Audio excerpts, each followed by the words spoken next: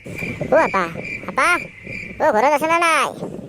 কিয়ে দৰ্জা মেলি কোনো উঠাই নাই নেকি? তুমি পাই ক'তে মানুহবিলাক কিয়ে মাদাৰ ইণ্ডিয়া বিছনাত বাগাত দিবা আৰু চফাতে বাগাত দিল নেকি? ৰাতিৰ নিচা ভাতাই নাই ডাংকালি ৰাতি মালৰ নিচা হত বিছনা বুলি চফাতে বাগাত দিছা।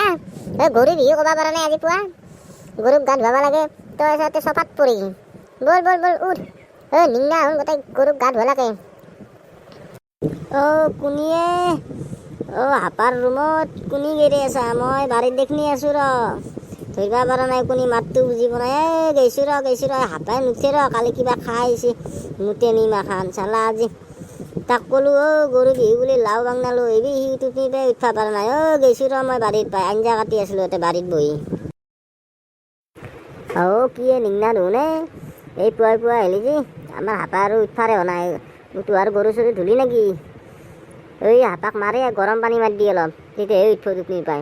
গেৰচোন গেৰ হাপাক লাও বাংনা আনিব দিছিলোঁ কালি আকৌ নানিলা তাক গেলি বাগাৰে দি আছে মুতে নিমাখান খাই আহিছে ৰাতি।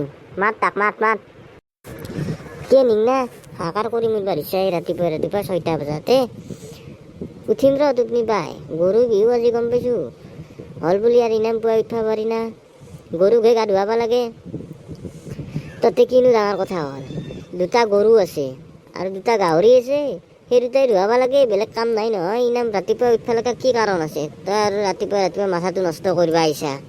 ধুৱাম ৰ আৰু ৰাতি হ'লে হোটেলত নাখা মানুহটোকো গেলামাখান খুৱাই দিবি আৰু হয় ৰাতিৰ নিচা ভাতাই নাই তই আৰু এতিয়া হাহাকাৰ কৰি মৰিব ইচ্ছা লগতে আৰু মায়েৰ আৰু কি হৈছে তোৰ তই আৰু ইয়াৰ কথা শুনি গোটেই গালি মাৰিব আছে গৰম পানী মাৰিব ইচ্ছা।